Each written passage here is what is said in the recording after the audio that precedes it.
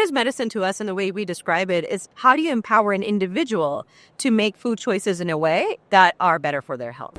Welcome to Startup Health TV, where we celebrate the entrepreneurs and the innovators who are transforming health.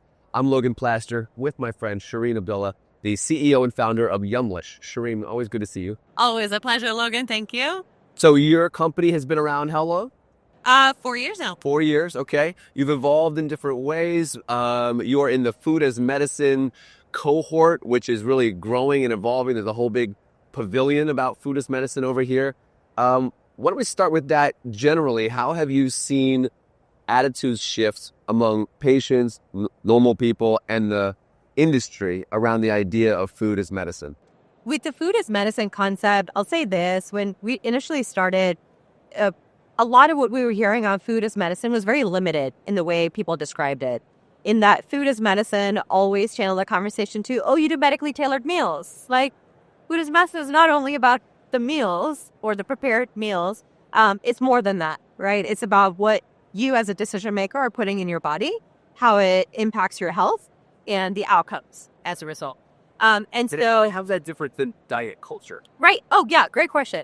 I think diet culture comes more from, you see that language a lot in the B2C market, right? Which is where like the direct-to-consumer stuff sits. That's where you see a lot of like that diet culture and that type of thing. But when we're talking about food as medicine, it's really around the food being medicine to your body, right?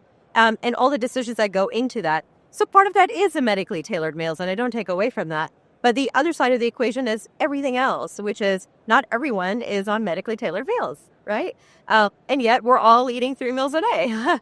And so we have to make better food choices as we go along. So food as medicine to us, and the way we describe it is much more expanded than that, which is how do you empower an individual to make food choices in a way that are better for their health, right? And really drive it to the health outcome rather than a 20-pound weight loss. You know what I mean? Like, it's not about that. It's not the weight loss. What it's really about is health at every size. It's really about being comfortable, confident, and owning your health. Yeah. So how do you help people do that? Yeah, absolutely. So we do a couple of different things. One, what we do at the core at Yumlish today is we provide prevention programs, right?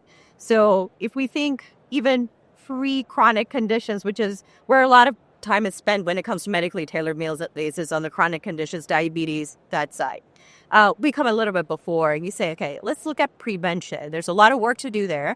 It's much, much cheaper to prevent a condition than to manage a condition. We know that.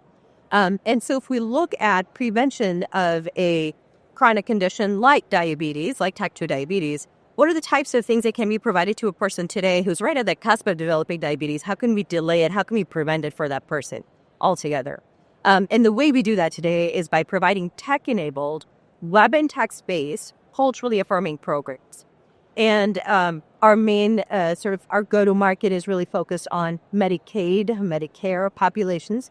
These are populations that have been historically underserved by a lot of tech solutions that exist in the market today. What we've done uniquely in our way is to be able to drive the unit cost of the program down enough to where we're able to access government market. And that to us is also food as medicine. Yeah. So I love the idea. Immediately it begs the question of user engagement, actually getting people to take part in a program. There've probably been a lot of programs say, hey, type 2 diabetes, cardiovascular health, how do we get people eating more healthy? 50 years of programs. So how do you actually get people to begin to slowly change behaviors? First, it is about how do you access the population, right?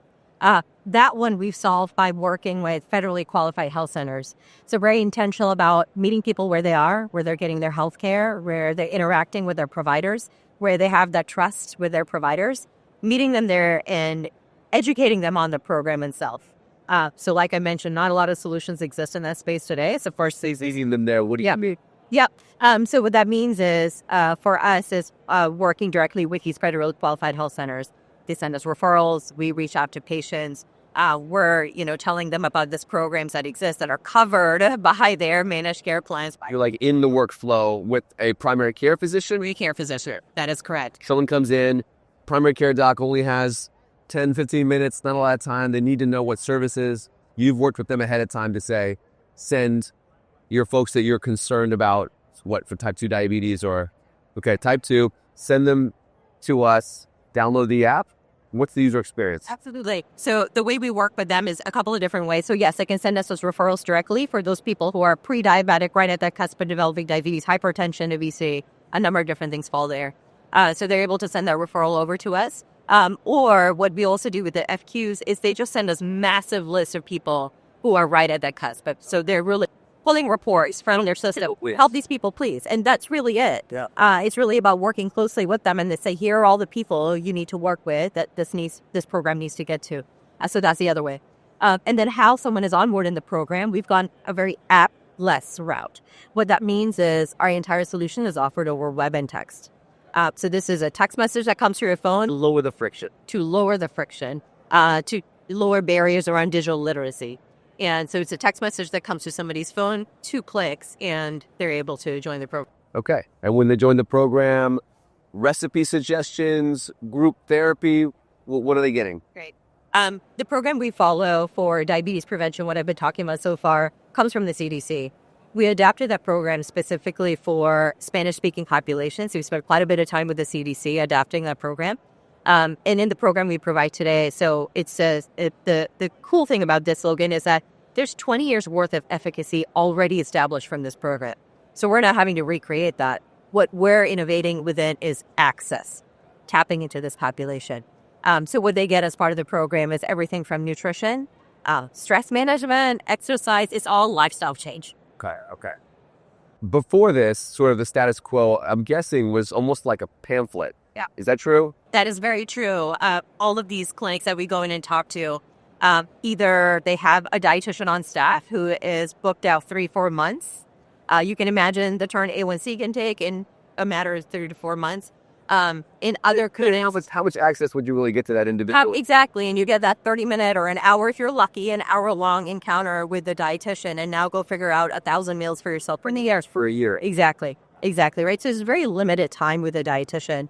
And then what do you do beyond that? Even once you've had your one-on-one with a dietitian, what it is really is within these FQs, almost every FQ that I've spoken to said, yes, our patients need this. I have yet to come across one that says, no, we're all set. We're all set on the chronic conditions. That has rarely ever happened with me.